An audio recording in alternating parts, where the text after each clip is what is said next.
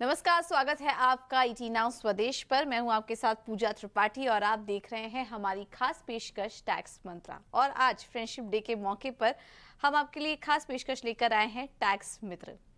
दोस्ती का रिश्ता बेहद ही जरूरी होता है, बेहद ही अटूट होता है, जो कि खून के रिश्ते से भी कहीं बढ़कर होता है। ऐसे में सही दोस्त का चुनाव करना भी बेहद ही जरूरी है और इस मौके को सेलिब्रेट करने के लिए हम फ्रेंडशिप डे भी मनाते हैं। तो चलिए आज एक नई दोस्ती की शुरुआत करें। आज दोस्ती करते हैं अपने टैक्स प्लानर से, क्योंकि एक अच्छा टैक्स प्लानर अच्छे दोस्त से कम नहीं होता। तो टैक्स प्लानर हमारी जिंदगी में क्यों जरूरी है, इसके क्या महत्व हैं और एक सही टैक्स प्लानर चुनने के लिए आपको क्या करना चाहिए, ये आज हम इस शो के जरिए समझने की कोशिश करेंगे। यानी कि कैसे आपका टैक्स प्लानर आपका एक अच्छा टैक्स मित्र बन सकता है। और इसमें हमारी मदद करेंगे जाने माने इन्फ्लुएंसर, जो कि इनके यूट्यूब पर जो वीडियोस हैं वो काफ़ी पॉपुलर हैं, आपने देखे भी होंगे। वो इस वक्त हमारे साथ नोएडा स्टूडियो में मौजूद हैं। एसेट योगी के founder Mukul Malik. Mukul ji, thank you so much आज इस खास दिन अपना कीमती समय हमें देने के लिए। तो जैसे कि हम बात कर रहे थे, आज हम फ्रेंडशिप डे को सेलिब्रेट कर रहे हैं और टैक्स प्लानर के महत्व को हम समझने की कोशिश कर रहे हैं, क्योंकि टैक्स प्लानिंग का ये जो इम्पोर्टेंस है ये तब समझ में आता है जब हमारी इनकम आती है, उसमें से एक बड़ा अमाउंट टैक्स डिडक्ट हो जाता है। तो वहां से रियलाइजेशन प्रोसेस शुरू होता है कि अब टैक्स प्लानिंग की जरूरत है।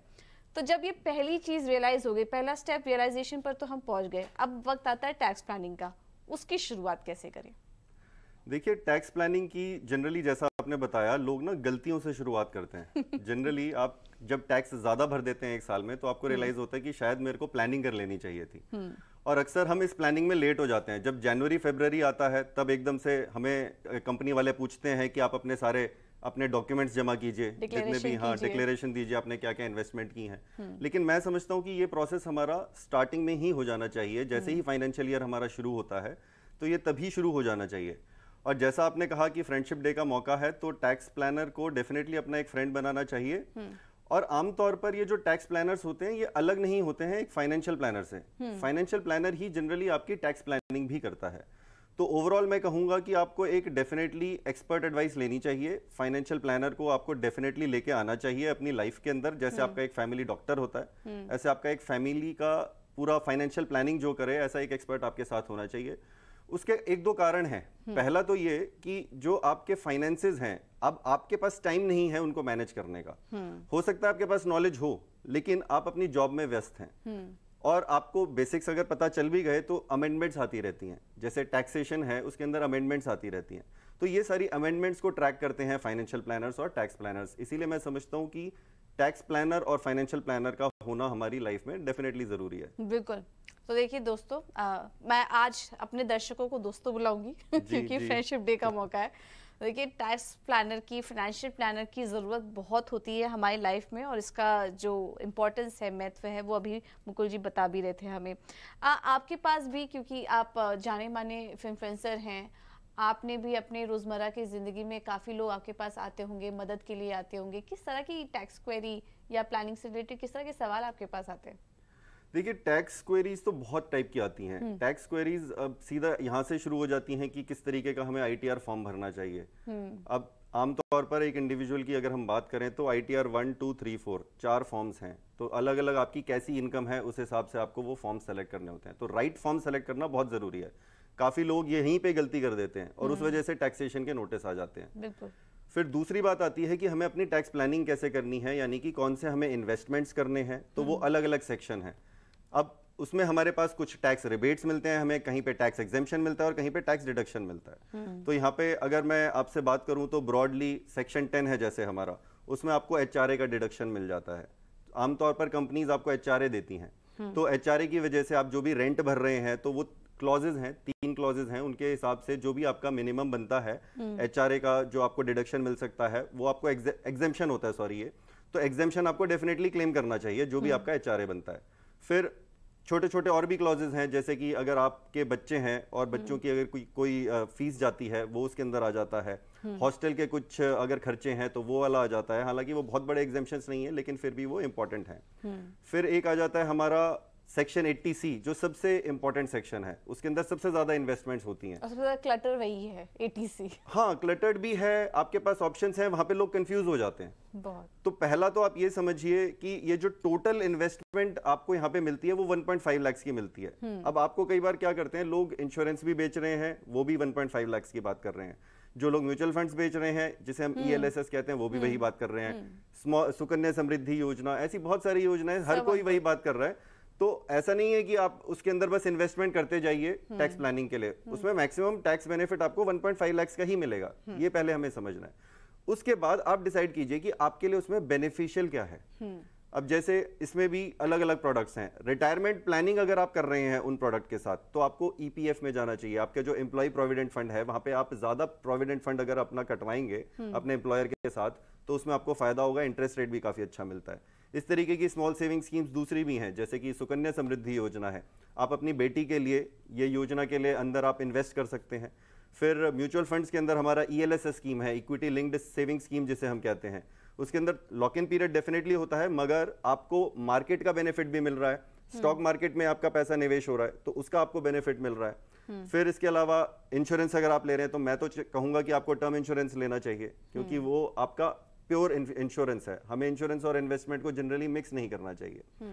फिर इसी तरह से हमारे पास और स्मॉल सेविंग स्कीम्स आ जाती हैं। EPF हमने बात की, एम्प्लॉय प्रोविडेंट फंड। दूसरी तरफ अगर आपके पास EPF का ऑप्शन नहीं है, बाई चांस आपकी कंपनी ज्यादा PF नहीं काट रही है और आप PF का फायदा उठाना चाहते हैं, तो आप PPF में इन्वेस्ट कर सकते हैं, जिसे हम कहते हैं पब्लिक प्रोविडेंट फंड। फिर नेशनल सेविंग सर्टिफिकेट होते हैं, 5 ईयर की टैक्स सेविंग FDs होती हैं, पोस्ट ऑफिस में आपकी FD होती हैं। ये सारे ही हमारे पास ऑप्शंस हैं सेक्शन 80C के अंदर, और इसको मेरे हिसाब से 1.5 लाख का तो हर किसी को करना ही चाहिए इन्वेस्टमेंट अपना टैक्स बचाने के लिए। एक आम धारणा है, अभी 31 जुलाई निकली है, अब बहुत ही आम धारणा है कि मेरी इनकम तो इतनी है नहीं, मुझे ITR भरने की क्या ज़रूरत है, मुझे टैक्स प्लानिंग करने की क्या ज़रूरत है। और अक्सर ये सोच उन्हीं की होती है जिनकी नई नई जॉब लग रही होती है, जिनका जो फ्रेशर्स हैं या फिर जिनकी इनकम लिमिट अभी उतनी नहीं है, तो वो यही सोचते हैं, दिमाग में बना हुआ है कि हमारा तो टैक्स ही नहीं कटता, तो हमें ITR फाइल करने की क्या ज़रूरत है। क्या ये सही है? देखिए, आपको ITR फाइल करने की जरूरत है, आपको डेफिनेटली वो आदत पड़नी बहुत जरूरी है। मैं ये समझता हूं जिससे कि आपको एक फाइनेंशियल डिसिप्लिन पता चले। आपने एक बार ITR भरना शुरू कर दिया तो आपको ये पता चल जाएगा कि कौन कौन से मेरे पास इन्वेस्टमेंट करने के ऑप्शंस हैं। आज आपकी मान लीजिए नहीं भी है टैक्सेबल इनकम, कल तो होगी, तो आपको उसके बारे में जानना बहुत जरूरी है। एक बार आपने ITR अपने हाथ से भर लिया तो मैं समझता हूं कि आपकी लर्निंग बहुत ज्यादा हो जाएगी। तो वो लर्निंग करना बड़ा इंपॉर्टेंट है। फिर दूसरी तरफ फाइनेंशियल प्लानिंग करना भी इंपॉर्टेंट है। वो डिसिप्लिन आपका बनना उस ITR की वजह से शायद शुरू हो जाएगा। ये तो है। तो ITR मतलब जरूरी नहीं है कि आपकी इनकम उतनी हो या नहीं हो, लेकिन ITR सभी को फाइल करना चाहिए, जिनकी भी इनकम आ रही है और जिनका भी पैन कार्ड बना हुआ है। बिल्कुल बिल्कुल, उनको ITR यहाँ पे जरूर फाइल करना चाहिए। तो ये मत सोचिए कि मेरी इनकम नहीं है, टैक्स नहीं कट रहा है, तो ITR नहीं भरे। ITR भरना यहाँ पर बेहद जरूरी है। एक और एक्सपेक्ट में यहाँ पर टच करना चाहूंगी, आप अभी रिटायरमेंट प्लानिंग की भी बात कर रहे थे, जो कि काफ़ी ज़रूरी है। अगर फाइनेंशियल प्लानिंग की हम बात करें तो इसका बहुत इंपॉर्टेंट एक्सपेक्ट होता है। आप अपना हेल्थ से रिलेटेड भी प्लानिंग करते हैं और इसके अलावा बच्चों के एजुकेशन सब कुछ प्लानिंग करते हैं, लेकिन रिटायरमेंट प्लानिंग को कहीं ना कहीं हम बहुत लास्ट में डालते हैं। ये गलती नहीं होनी चाहिए। तो आपको क्या लगता है, रिटायरमेंट प्लानिंग की तरफ अगर किसी को बढ़ना हो तो क्या क्या इन्वेस्टमेंट ऑप्शंस हैं उनके पास, जिससे उनका इन्वेस्टमेंट भी अच्छा से रहे और टैक्स प्लानिंग भी प्रॉपरली हो सके? देखिए, रिटायरमेंट प्लानिंग के दो बहुत ही अच्छे प्रोडक्ट्स हैं। एक है हमारा, जैसे हमने पहले बात की, एम्प्लॉय प्रोविडेंट फंड ओवरऑल मान लेते हैं हम। एक हो गया हमारा EPF जो हमारा कंपनीज काटती हैं, दूसरा हो गया हमारे पास पब्लिक प्रोविडेंट फंड। तो अगर किसी के पास EPF का ऑप्शन नहीं है तो वो PPF में जाके अपना पैसा डाल सकता है। इंटरेस्ट रेट्स काफी अच्छे मिलते हैं और आपको टैक्स बेनिफिट भी मिल रहा है, तो डेफिनेटली एक ऑप्शन हो गया। दूसरा होता है हमारे पास NPS, जिसे हम कहते हैं नेशनल पेंशन सिस्टम। उसके अंदर अगर आप इन्वेस्ट करते हैं तो वो पैसा आपका स्टॉक मार्केट्स में भी इन्वेस्ट होता है, तो उसका भी आपको बेनिफिट मिलता है। और ये दोनों ही प्रोडक्ट रिटायरमेंट स्पेसिफिक ही बने हैं, क्योंकि इनको आप पैसे को आराम से निकाल नहीं सकते हैं। तो अगर आपको रिटायरमेंट प्लानिंग करनी है तो इन दोनों के थ्रू आप कर सकते हैं, और साथ में आपको टैक्स बेनिफिट भी मिलता है। NPS में इनफैक्ट मैं आपको बताना चाहूंगा, ये जो हमारी 1.5 लाख की लिमिट थी 80C में, इसके अलावा भी हमें 50,000 की लिमिट मिल जाती है। तो उससे भी हम अपनी टैक्स प्लानिंग कर सकते हैं। और अगर आपका एम्प्लॉयर आपको एक ऑप्शन दे रहा है, इसमें एक 80 CCD 2 करके भी क्लॉज आता है, तो उसमें आपको वो एडिशनल आप 10% ऑफ बेसिक भी उसके अंदर डाल सकते हैं। तो वो इन दोनों के अलावा भी है जो एक प्रोडक्ट है आपके पास जिसको आप यूज करके अपनी रिटायरमेंट प्लानिंग कर सकते हैं। और ये सब तो मैंने चलिए गवर्नमेंट स्कीम्स की बात की। इसके अलावा भी अगर आप मान लीजिए यंग हैं आज की डेट में, तो आप स्टॉक मार्केट में इन्वेस्ट करना शुरू कर सकते हैं, आप रियल एस्टेट में इन्वेस्ट करना शुरू कर सकते हैं, डिपेंडिंग ऑन कि कितनी डिस्पोजेबल इनकम आपके पास बचती है। म्यूचुअल फंड्स में आप इन्वेस्ट करना शुरू कर सकते हैं क्योंकि आपकी रिस्क टेकिंग कैपेसिटी थोड़ी सी ज्यादा है, एबिलिटी थोड़ी सी ज्यादा है। अभी आपके ऊपर इतनी लाइबिलिटीज नहीं है, आप यंग हैं, शायद शादी नहीं हुई है आपकी, आपके बच्चे नहीं हैं, तो इतनी लाइबिलिटीज नहीं है आपके ऊपर। तो डेफिनेटली मेरे हिसाब से आपको एटलीस्ट शुरुआत जरूर कर देनी चाहिए स्टॉक मार्केट और म्यूचुअल फंड्स के बारे में सीखने के लिए। एक और कंफ्यूजन जो लोगों के दिमाग में आता है वो अब आना शुरू चुका है ओल्ड टैक्स रेजिम और न्यू टैक्स रेजिम के बारे में, कि अब उसका चुनाव कैसे करें, हमारी इनकम कितनी है, उस हिसाब से हमें क्या फायदेमंद होगा। क्योंकि न्यू टैक्स रेजिम में तो काफ़ी सारे इन्वेस्टमेंट भी अभी जो एग्जेम्पशन थी वो भी अब सरकार नहीं दे रही है, तो उसका चुनाव किस तरह से करना चाहिए, उसके बारे में आप क्या सलाह देंगे दर्शकों को? देखिए, इसमें बड़ी सिंपल सलाह है। अगर आपकी टैक्सेबल इनकम थोड़ी सी कम है, देखिए इसमें मेरी एक यही सलाह रहेगी कि अगर आपकी मान लीजिए टैक्सेबल इनकम थोड़ी सी कम है तो आप न्यू रेजिम पे जा सकते हैं क्योंकि वहां पे 7 लाख तक आपका कोई टैक्स नहीं लगता है। दूसरी तरफ अगर हम ओल्ड रेजिम की बात करें तो वहां पे 5 लाख तक हमारा कोई टैक्स नहीं लगता है। सिमिलरली अगर हम न्यू रेजिम पे जाते हैं वहां पे हमें कोई भी डिडक्शन नहीं मिल रहे हैं। तो अगर आप डिडक्शंस बहुत ज्यादा क्लेम कर रहे हैं, मान लीजिए आप हायर टैक्स इनकम ब्रैकेट के अंदर हैं, तो आप डिडक्शंस अगर ज्यादा क्लेम करेंगे तो आपके लिए ओल्ड रेजिम बेटर हो जाएगी। तो ओल्ड रेजिम मैं समझता हूं कि अगर किसी की टैक्स डिडक्शंस 3 लाख या 4 लाख से ज्यादा हो जाती हैं एक साल में, अगर वो 3 लाख से 4 लाख के करीब की डिडक्शन क्लेम कर सकता है, जिसके अंदर हमारा 80C की इन्वेस्टमेंट आ जाती है, 80D में मेडिकल इंश्योरेंस वाली हमारी इन्वेस्टमेंट आ जाती है, या फिर हमारे आपके जो ये होम लोन लेते हैं हम लोग, होम लोन का अगर आप टैक्स डिडक्शन क्लेम कर रहे हैं, तो ये सारे अगर आपके 3-4 लाख से ज्यादा हो जाते हैं तो ओल्ड रेजिम बेटर हो जाती है ब्रॉडली स्पीकिंग। और न्यू रेजिम आपके लिए उतनी शायद बेनिफिशियल नहीं है। लेकिन अगर आप ये इतने सारे डिडक्शन क्लेम नहीं कर पा रहे हैं, मान लीजिए आपने होम लोन ही नहीं लिया है या फिर आप HRA भी क्लेम नहीं कर रहे हैं, तो फिर आपके लिए मोस्ट लाइकली न्यू रेजिम ही बेटर रहेगी।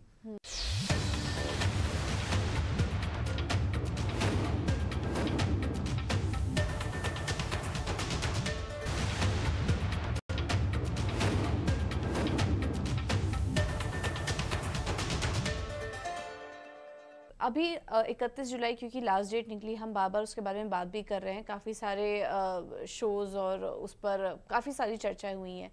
अगर 31 जुलाई तक किसी ने ओल्ड टैक्स रेजिम या फिर न्यू टैक्स रेजिम में चुनाव नहीं किया है तो क्या अभी भी उसके पास ऑप्शन है, वो इसका चुनाव कर सकते हैं? जी, अगर आपने ITR फाइल कर दिया है तब तो वो फाइल हो चुका है। ये वाले साल की, पिछले साल की बात तो अब हम नहीं करेंगे, अब हम आने वाले साल की बात करेंगे। तो यहाँ पे एक मैं आपको बता देता हूँ रूल है कि अगर कोई सैलरीड क्लास है तो वो कभी भी स्विच कर सकता है न्यू रेजिम और ओल्ड रेजिम में। लेकिन अगर कोई बिजनेसमैन है जिसकी कहीं पे उसने एक बार भी अगर बिजनेस इनकम डिक्लेयर करी है तो वो एक बार स्विच कर सकता है। एक बार वो न्यू रेजिम पे चला गया तो वापस वो ओल्ड रेजिम पे एक ही बार आ पाएगा, उसके बाद नहीं आ पाएगा। फिर अगर दोबारा से वो न्यू रेजिम में जाता है तो फिर वो वापस से ओल्ड रेजिम में दोबारा नहीं आ पाएगा। ठीक है, तो इस बात का ध्यान रखिए। न्यू टैक्स रेजिम और ओल्ड टैक्स रेजिम को भी हमने शॉर्ट में समझने की कोशिश की, लेकिन इन बातों का ध्यान रखिए आप कि अगर अभी तक आपने चुनाव नहीं किया है तो सैलरीड क्लास के लिए अभी भी मौका है कि वो इसका चुनाव कर सकते हैं। बिजनेस इनकम के लिए थोड़ी परेशानी यहाँ पर हो सकती है, तो उनके लिए फिर क्या ऑप्शन है? अब ऐसे ही चलेगा उनका? नहीं, उनके लिए बस एक बार ऑप्शन दिया गया है। तो आपने एक बार सेलेक्ट कर लिया अगर न्यू रेजिम, तो आप वापस एक ही बार आ पाएंगे, और उसके बाद दोबारा से आप न्यू रेजिम में जाते हैं तो फिर वापस आने का मौका नहीं है। इनफैक्ट मैं ऐसा समझता हूं कि अब सरकार जो चाह रही है वो न्यू रेजिम को ही ज्यादा प्रमोट करना चाह रही है। आने वाले टाइम में हो सकता है ये धीरे धीरे ओल्ड रेजिम खत्म ही हो जाए। ये NPS का बेनिफिट क्या न्यू रेजिम में मिलता है? NPS का जो मैंने आपसे बात करी, जो 80 CCD 2 वाला है, वो खाली मिलता है। बाकी का जो 80C में हम NPS में इन्वेस्ट करते हैं वो हमें नहीं मिलता है। चलिए, अच्छी बात है। कम से कम उस वक्त अगर आप न्यू रेजिम सिलेक्ट भी कर रहे हैं तो NPS के तहत आप प्लानिंग कर सकते हैं। जी, NPS हम डेफिनेटली कर सकते हैं, और एक जो हमारा 50,000 का स्टैंडर्ड डिडक्शन होता है वो हमें डेफिनेटली न्यू रेजिम में भी मिलता है। अब इम्पोर्टेंट सवाल एक, क्योंकि अब हम टैक्स प्लानिंग की बात कर रहे हैं, एक अच्छे टैक्स प्लानर होने की बात कर रहे हैं। बहुत केसेस देखे गए हैं ऐसा कि लोग आपसे मिलते हैं, आपकी टैक्स प्लानिंग करने की कोशिश करते हैं कि हाँ ठीक है, नॉमिनल फीस उसकी चार्ज करते हैं और बोलते हैं कि हम कर देंगे, लेकिन प्रॉपरली वो ठीक से हो नहीं पाता। अक्सर ऐसा देखा गया है कि ITR फाइल नहीं हो पाती ठीक से, प्रॉपर रिफंड क्लेम नहीं हो पाता और उसके बाद टैक्स विभाग की तरफ से उनको नोटिस भी चला जाता है। तो यहाँ पर सही टैक्स प्लानर का चुनाव करना भी काफी इंपॉर्टेंट है। आपका क्या कहना है इसमें, और अगर सही टैक्स प्लानर चुनना हो तो किन किन बातों का ध्यान रखना चाहिए, उनकी किस तरह की क्वालिफिकेशन इंपॉर्टेंट है, रेप्यूटेशन वाइज किन किन बातों का ध्यान रखना चाहिए यहाँ पर? जी हाँ, ये बात तो आप डेफिनेटली सही कह रहे हैं कि आपको क्वालिफिकेशन और रेपुटेशन डेफिनेटली देख लेनी चाहिए। हालांकि टैक्स प्लानिंग और फाइनेंशियल प्लानिंग में सेबी रजिस्ट्रेशन को इंपॉर्टेंट नहीं होता है। ओके, राइट, लेकिन आप फिर भी क्वालिफिकेशन देखिए कि उन्होंने कुछ फाइनेंस में पढ़ाई की है, नहीं की है, उनकी रेपुटेशन कैसी है, क्रेडिबिलिटी कैसी है, कितने क्लाइंट्स उनके पास आते हैं, ये डेफिनेटली एक हमें चेक करना चाहिए। लेकिन इससे भी अच्छा चेक मैं आपको बताता हूँ। देखिए, जहाँ पे किसी को पैसा कमाने का मौका मिल रहा है, वो कहाँ से पैसा कमाने का मौका मिल रहा है, ठीक है, तो उससे आपको आइडिया लग जाएगा कि ये मेरे इंटरेस्ट की बात कर रहा है या किसी और के इंटरेस्ट की बात कर रहा है। फॉर एग्जाम्पल, अगर जैसे आपने कहा कि कुछ लोग आपको ऐसे प्रोडक्ट्स रिकमेंड कर देते हैं, तो वो क्यों कर रहे हैं? शायद वहां से उनको पैसे मिल रहे हैं। तो अगर कोई कंपनी उनको पैसे दे रही है तो वो शायद उनके इंटरेस्ट की बात करेंगे, लेकिन अगर आप किसी को फीस भर रहे हैं तो वो आपके इंटरेस्ट की बात करेंगे। तो मैं समझता हूं कि हमें फीस बेस्ड फाइनेंशियल प्लानर्स को डेफिनेटली रखना चाहिए अपने साथ, क्योंकि उनके और आपके इंटरेस्ट अलाइंड रहेंगे, फिर वो आपके लिए काम करेंगे, वो आपके हित में जो सबसे अच्छा प्रोडक्ट होगा फिर वो आपको वही प्रोडक्ट बताएंगे। वो कमीशन बेस्ड जो चार्ज कर रहे हैं, वो जिस कंपनी से, चाहे वो कोई म्यूचुअल फंड है, चाहे कोई वो इंश्योरेंस है, चाहे वो यूलिप प्लान बेच रहे हैं, उसमें उनको वहां से कमीशन मिल रहा है और वो कमीशन काफी ज्यादा होता है। तो एक्चुअली अगर इतना ज्यादा कमीशन वो इनडायरेक्टली आपके यहां से जा रहा है, अगर आप इतना ज्यादा कमीशन देंगे तो वो लॉन्ग टर्म में आपका काफी ज्यादा लॉस हो सकता है। 1%, 1.5%, 2%, इतनी हाई फीस होती है, हर साल दे रहे हैं आप। तो ये जो परसेंटेज वाली फीस होती है ना, मैं इसको कहूंगा कि इसे हमें अवॉइड करना चाहिए। जहां पे हमें फिक्स्ड फीस देनी है वो बेटर है। कई बार हम ऐसा करते हैं ना कि टैक्स प्लानर हो गया, उसको फीस दे रहे हैं, अब वो हमारा काम कर देगा, हमें क्या मतलब है? क्या ये कितना सही है? क्योंकि खुद से भी तैयारी करनी, खुद से भी थोड़ी बहुत पढ़ाई लिखाई करनी, आप ज्यादा उसमें मत डिटेल में जाइए, लेकिन थोड़ा बहुत तो हम भी पता होना चाहिए। तो ऐसा कोई स्टेटमेंट या ऐसा कोई फॉर्म 16 भी लोगों को समझ में नहीं आता है कि ये क्या है। पहली बार जब मिलता है तो पढ़ने लग जाते हैं कि इसमें क्या क्या डिटेल्स हैं। तो क्या कुछ तैयारी खुद से भी रखनी चाहिए जिससे कोई आपको बेवकूफ ना बना पाए? जी, मैं समझता हूँ ये ना बेसिक्स तो हर किसी को पता होने चाहिए। फाइनेंशियल प्लानिंग के क्या बेसिक्स हैं, हमारा फॉर्म 16 कैसा दिखता है। भाई, आपकी सैलरी आ रही है, आप जाके फॉर्म 16 में देखिए कि उसके हेड्स क्या हैं, कि आपकी इनकम आई, उसके अंदर आपने कौन से एग्जेम्पशंस आपको मिले, फिर आपने उसमें कौन कौन से डिडक्शंस क्लेम करे, कहाँ कहाँ पे आपने इन्वेस्टमेंट करी, होम लोन लिया तो कौन से सेक्शन में आपको इंटरेस्ट का बेनिफिट मिला, जिसे हम कहते हैं लॉस फ्रॉम प्रॉपर्टी।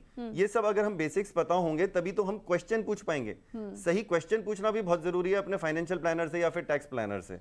तो इसीलिए मैं समझता हूं कि हमारी सेल्फ लर्निंग डेफिनेटली इंपॉर्टेंट है, लेकिन जैसे हमने पहले बात की कि हमें एक दोस्ती डेफिनेटली बनानी चाहिए। अच्छा मौका है फ्रेंडशिप डे का, फाइनेंशियल प्लानर से एक दोस्ती बनानी इसलिए जरूरी है क्योंकि कई बार आपके पास उतना समय नहीं होता कि आप जितने भी ये अमेंडमेंट्स आ रहे हैं, नए नए अपडेट्स आ रहे हैं, कौन से मार्केट में नए प्रोडक्ट्स आ रहे हैं, उनके बारे में आप रिसर्च नहीं कर पाते हैं। तो अगर आपके पास उतना समय नहीं है तो आप डेफिनेटली एक फाइनेंशियल प्लानर को ऑन बोर्ड कीजिए। लेकिन अगर आपके पास समय है, आप खुद कर सकते हैं, तो इससे अच्छी तो कोई बात नहीं हो सकती। उस केस में आप फाइनेंशियल प्लानर की बजाय फाइनेंशियल प्लानिंग से दोस्ती कर लीजिए। बिल्कुल। तो फाइनेंशियल प्लानर, ये अच्छी लाइन बोली आपने, फाइनेंशियल प्लानर के बजाय फाइनेंशियल प्लानिंग से दोस्ती करिए। पहला कदम यही है, उसके बाद आप अपने लिए प्लानर्स ढूंढिए। अब बात करते हैं गिफ्ट्स की, क्योंकि इंडिया है, इंडिया में तो गिफ्ट्स का आदान प्रदान काफी चलता है। हमें अपने रिलेटिव से भी मिलता है, हमें अपने दोस्तों से भी मिलता है, और क्योंकि फ्रेंडशिप डे की बात चल रही है तो मुझे नहीं पता, हो सकता है गिफ्ट्स के भी आदान प्रदान दोस्तों के बीच चलते ही होंगे। तो गिफ्ट टैक्सेशन का क्या रूल है इस मौके पर, थोड़ा उसके बारे में भी हमारे दर्शकों को समझाइए। जी हाँ, इनफैक्ट गिफ्ट्स की वजह से ना काफी लोग टैक्स एवेजन करने की कोशिश करते थे। मतलब अगर मान लीजिए पहले क्या था कि गिफ्ट पे कोई टैक्स ही नहीं था, आप कोई भी किसी को अनलिमिटेड गिफ्ट्स दे सकते थे, तो उसमें थोड़ा सा टैक्स एवेजन हो जाता था कि किसी ने गिफ्ट दे दिया, वो इनकम की फॉर्म में दिख ही नहीं रहा है, तो कोई भी जो ट्रांजैक्शन हो रही है आप उसको बस गिफ्ट बोल दीजिए। तो उससे बचाने के लिए सरकार ने ये गिफ्ट टैक्स के फॉर्म में कुछ अमेंडमेंट्स लाए। हालांकि ये कोई अलग से एक्ट नहीं है, ये इनकम टैक्स के अंदर ही एक सेक्शन है जिसे हम सेक्शन 56 बोलते हैं। उसके अंदर कहा जाता है कि आप अगर एक साल में 50,000 से कम के गिफ्ट्स ले रहे हैं तो उस पर कोई टैक्स नहीं लगेगा। आप किसी से भी ये 50,000 तक के टोटल गिफ्ट्स ले सकते हैं। लेकिन बाई चांस आपका ये अमाउंट 60,000 का भी हो जाता है तो पूरे अमाउंट पे आपका टैक्स लग जाएगा। यानी कि 60,000 रुपए पे आपका टैक्स लग जाएगा। और ये टैक्स कैसे लगता है, ये जितना भी आपने गिफ्ट अमाउंट रिसीव किया वो सीधा सीधा आपके इनकम के अंदर ऐड हो जाता है, तो आपका जो भी इनकम टैक्स स्लैब होता है उसके हिसाब से आपका टैक्स लग जाता है। लेकिन यहाँ पे कुछ एग्जेम्पशंस भी मिले हैं। तो एग्जेम्पशंस हैं हमारे लिए रिलेटिव्स के लिए। अब रिलेटिव्स कौन कौन से होते हैं, ये भी बड़ी ब्रॉड डेफिनेशन है। तो यहाँ पे इनफैक्ट मैं आपको थोड़ा सा ब्रीफ में बता भी देता हूँ। जैसे हमारे भाई बहन हो गए, उनसे हम अनलिमिटेड पैसा ले सकते हैं गिफ्ट की फॉर्म में, या फिर इमूवेबल प्रॉपर्टी, या फिर हम ज्वेलरी, किसी भी टाइप का हम कोई भी गिफ्ट ले सकते हैं। सिमिलरली हम अपनी वाइफ से ले सकते हैं, वाइफ के भाई बहनों से भी ले सकते हैं। इसके अलावा हम अपने पेरेंट्स से ले सकते हैं, वाइफ के पेरेंट्स से ले सकते हैं, अपने पेरेंट्स के भाई बहनों से भी ले सकते हैं, वाइफ के पेरेंट्स के भाई बहनों से भी ले सकते हैं। तो ये बहुत बड़ी डेफिनेशन बनाई गई है। और वो जो भाई बहन हैं उनके हम स्पाउसेस यानी कि उनके हस्बैंड वाइफ से भी हम गिफ्ट से ले सकते हैं। तो इसका मतलब हम अपने मामा मामी, मौसा मौसी, चाचा चाची, बुआ फूफा, इन सब से भी गिफ्ट्स ले सकते हैं, उन पे कोई टैक्स नहीं लगेगा। इसके साथ साथ लीनियल असेंडेंट्स और डिसेंडेंट्स से भी हम गिफ्ट ले सकते हैं, यानी कि parents, grand parents, similarly wife के भी पेरेंट्स और ग्रैंड पेरेंट्स, उनसे भी हम गिफ्ट्स ले सकते हैं। तो ये काफ़ी ब्रॉड डेफिनेशन है। तो मैं समझता हूँ इसमें ज़्यादातर हमारे सारे रिलेटिव्स कवर हो ही जाते हैं। तो रिलेटिव से अगर हम कोई भी गिफ्ट ले रहे हैं तो उस पर तो हमारा टैक्स नहीं लगेगा। और एक और मैं आपको क्लॉज बता देता हूँ, अगर किसी की शादी हो रही है तो उस टाइम पे आप अनलिमिटेड गिफ्ट ले सकते हैं किसी से भी, चाहे कोई फ्रेंड है, स्ट्रेंजर है, जिस मर्जी से अनलिमिटेड गिफ्ट आप ले सकते हैं। तो फ्रेंडशिप डे पर अगर आप शादी कर रहे हैं तो आपके दोस्तों से कितना भी गिफ्ट मिले कोई दिक्कत नहीं है। लेकिन ये 50,000 वाला पॉइंट जो आपने बताया कि अगर 50,000 के लिमिट तक कोई टैक्स नहीं लगेगा, उसके ऊपर अगर कुछ भी बढ़ता है तो पूरे के पूरे अमाउंट पर टैक्स लग जाएगा, राइट? जी हाँ, बस शादी के टाइम नहीं लगेगा। शादी के टाइम नहीं लगेगा, तो इस बात का ध्यान रखिए। ऑलराइट, इसके अलावा अब जो हमारे फ्रेशर्स हैं जिनकी नई नई जॉब लगी है, और इसमें काफ़ी कुछ आपकी तरफ इन्फ्लुएंसर्स भी हैं, सोशल मीडिया इन्फ्लुएंसर्स हैं, जिनको कि नहीं पता, अभी अभी उनको इनकम मिलना शुरू हुई है, उनको समझ में नहीं आ रहा है, क्योंकि काफ़ी लोग हम देख रहे हैं कि टैक्स के रडार में भी, टैक्स डिपार्टमेंट के रडार पर आ रहे हैं। उनको आप क्या मैसेज देंगे जो पहली बार रिटर्न फाइल करने जा रहे हैं शो के माध्यम से, उन्हें आप क्या मैसेज देंगे? देखिए, इसमें ना बहुत आसान है। आप ना बस मैं कहूँगा कि अपना ITR फॉर्म्स जो होते हैं ना, ITR 1, 2, 3, 4, उनकी क्या कंडीशंस हैं आप उनको पढ़ लीजिए, तो आपको अपने आप आइडिया लग जाएगा कि मुझे करना क्या है। फॉर एग्जाम्पल, जैसे आपने सोशल मीडिया इन्फ्लुएंसर्स की बात करी, तो मैं समझता हूँ कि शायद उन्हें यही नहीं पता था कि कौन सा सही ITR फॉर्म भरना है, तो उन्होंने अपनी बिजनेस इनकम शायद ठीक से डिक्लेयर ही नहीं करी, तो नोटिस आ जाएंगे। अगर आप किसी कंपनी के अंदर डायरेक्टर हैं और आपने ITR फॉर्म गलत भर दिया तो आपको नोटिस आ जाएंगे, और ये नोटिस आ जाएंगे तो फिर आप सोचेंगे कि अब मुझे टैक्सेशन के बारे में पढ़ना चाहिए। तो मेरे हिसाब से आप ये जितनी भी कंडीशंस हैं ITR फॉर्म 1 उनको भरना चाहिए जो सैलरीड क्लास हैं, जिनकी कोई भी बिजनेस इनकम नहीं है, या फिर उनको इनकम आती है, अगर मान लीजिए कोई इंटरेस्ट इनकम आ रही है, या फिर कोई रेंटल प्रॉपर्टी से इनकम आ रही है, खाली एक प्रॉपर्टी से आप इनकम आ रही है, तो उसको आप उसके लिए आप ITR 1 यूज़ कर सकते हैं। इसके अलावा अगर आपका कोई भी कैपिटल गेन्स हो गया, मान लीजिए आपने स्टॉक्स में इन्वेस्ट किया था, वहाँ से आपका कोई कैपिटल गेन या लॉस हो गया, तो आपको ITR 2 भरना होगा। चाहे आपका म्यूचुअल फंड्स में था कैपिटल गेन्स, चाहे वो प्रॉपर्टी में कैपिटल गेन्स था, तो आपको ITR 2 भरना होगा। या फिर अगर आप किसी भी कंपनी में डायरेक्टर हैं, आजकल लोग स्टार्टअप्स में भी इन्वेस्ट करते हैं, किसी स्टार्टअप में आपने इन्वेस्ट कर दिया, किसी प्राइवेट कंपनी के अगर आप शेयर्स होल्ड करते हैं, कोई भी फॉरेन इनकम आती है, इन सब केसेस में भी आपको ITR 2 भरना होगा। इनके अलावा बिजनेस इनकम आती है, जैसे आप बात कर रहे हैं, आजकल लोग फ्रीलांसिंग करते हैं, ब्लॉगिंग करते हैं, यूट्यूब पे भी काम करते हैं, ये सारी इनकम अगर आपकी आती है तो ये सब बिजनेस इनकम में काउंट होती है। उसके लिए आपको ITR 3 या फिर ITR 4 भरना होगा। तो मैं कहूँगा इन अगर आप 4 फॉर्म्स को भी थोड़ा सा डिटेल में पढ़ लेंगे तो आपको पूरा आइडिया लग जाएगा कि आखिर मुझे टैक्सेशन में करना क्या है। बिल्कुल, तो अक्सर फर्स्ट टाइमर को, फ्रेशर्स को फॉर्म सिलेक्शन करने में काफ़ी दिक्कत होती है, कंफ्यूजन होती है। तो ये जो आपने सजेशन दिया ये काफ़ी अच्छा था कि फॉर्म सिलेक्ट कर लेंगे, आधी प्रॉब्लम आपकी ऐसे ही सॉल्व हो गई, और उसके बाद आप आगे उसके बारे में पढ़ाई करिए, और उसके बाद अपने उस हिसाब से अपनी टैक्स प्लानिंग कर सकते हैं। क्योंकि फॉर्म अगर आपने सही सिलेक्ट नहीं किया तो उस केस में भी टैक्स डिपार्टमेंट आपको नोटिस भेज सकता है। करें जी, और इसके साथ मैं इनफैक्ट 1-2 पॉइंट और ऐड कर देता हूं। जो आपका जितने भी फॉर्म्स जब आप ITR फाइल करते हैं उस टाइम पे भी आपको सारे फॉर्म्स डाउनलोड कर लेने चाहिए। जैसे 26 AS है, वहां पे आपका कितना TDS कटा, तो हो सकता है आप मिस कर दें। अगर आपने वो इनकम डिक्लेयर नहीं करी तो डेफिनेटली फिर दोबारा नोटिस आ जाएगा। फिर आपका AIS होता है, एनुअल इंफॉर्मेशन सिस्टम, उससे भी आप अपना वो डाउनलोड कर लीजिए, उसको आप मैच कीजिए अपने फॉर्म 16 से, उसके बाद ही आप अपनी टैक्स फाइलिंग करेंगे तो आपका कोई भी हेड जो है वो मिस नहीं होगा। तो बिल्कुल इन सब फॉर्म्स का ध्यान रखिए, क्या क्या जरूरी डॉक्यूमेंटेशन है इसका भी आप ध्यान रखिए। बहुत ही आसान भाषा में आज हमने ये चीज आपके सामने रखने की कोशिश की।